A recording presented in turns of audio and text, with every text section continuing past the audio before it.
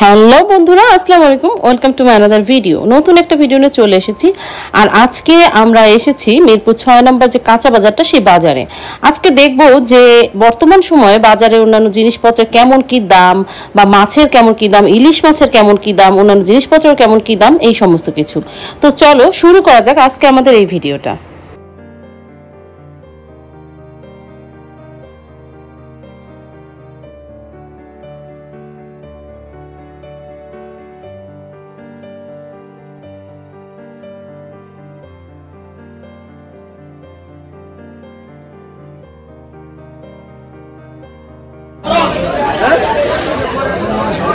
এটাই 900 টাকা কেজি।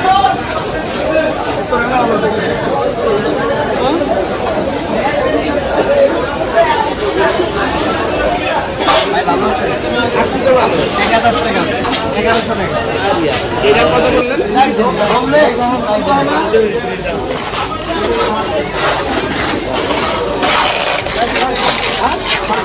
600।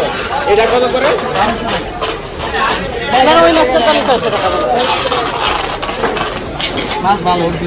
ওই মাছটা দামে 800 টাকা, 600 800। এইটা কি এটা কি একটু কমান যাবে না? 1000 করে ধরা যায় না? যদি কমানো যায় তাহলে 50 টাকা বাইরে লাগে। এটা করতে পারেন, বাইরে 1000 করে 1000 টাকা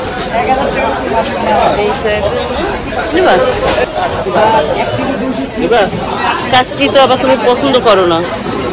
বাতাসি মাছ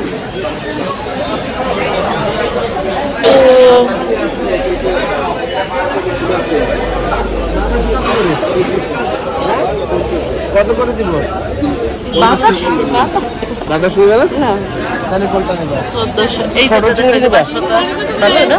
হাসপাতাল ভালো কিনেছে। আর এটা এটা সবই কি এরকম উদ্ভট দাম? হ্যাঁ কি হচ্ছে বাংলাদেশি মাছের? মাছ এটা 250 গ্রাম মাছ না? এটা 250 নদী এগুলো কি নদীর হয়? এলা মাছ আছে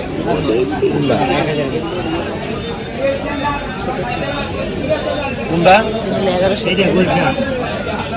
বাইলা বাইলা বাইলা এটা কি বড় সবচেয়ে? আর একদম ছোটটা কত করে? এটা কত করে কেজি? এটা 700 ছিল না, এটা নিয়েও খারাপ ছিল না। পেঁয়াজ টিয়াজ খাওয়া দাম 1 কেজি 1 কেজি মাছ দিন। একটার মধ্যে সব দিলা? বড় ভাই চলে। কেজি হলো হ্যাঁ,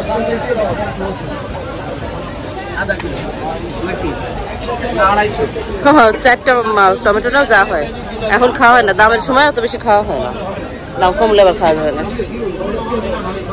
আমার এটা নেবো, এটাই এটাই ক্যাপসিকাম কত করে? এইটাই ছোট্ট। এটা 280।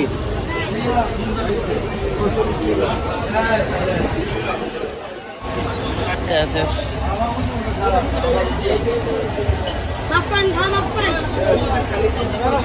ধনিয়া পাতা না, কচুর টাকা নেবো না, শুধু ভাই চিংড়ি দিয়ে খাবা? গলা চুলকাবে না, তাইলে কি করতে আনছেন? গলা চুলকাবে না? এ কত করে আটি ভাই? মাত্র 50। এই আটি টাকা দিতে হবে? হ্যাঁ ভাই 40 টাকা রাখেন। এটা দেন। এই আটিটা মোটা লাগছিল না? একই, এই যে এই পাশেটা, এইটা এইটা এইটা এইটা এইটা এই যে যেটা দিচ্ছেন ওইটাই ঠিক আছে। চিকন চাকন তাই। ছোট করে এই ছোট ছোট করে নিন। ভাজি, হ্যাঁ ইয়েস, এরকম ছোট নিচ্ছি। হ্যাঁ তাজা আছে পটলগুলো। তাই ইয়েস। কত করে পটল? পটল বেশি না 60 টাকা। কত করে? 80। আগে জানুন তো না আগে আগে তো কত? 80 100 80।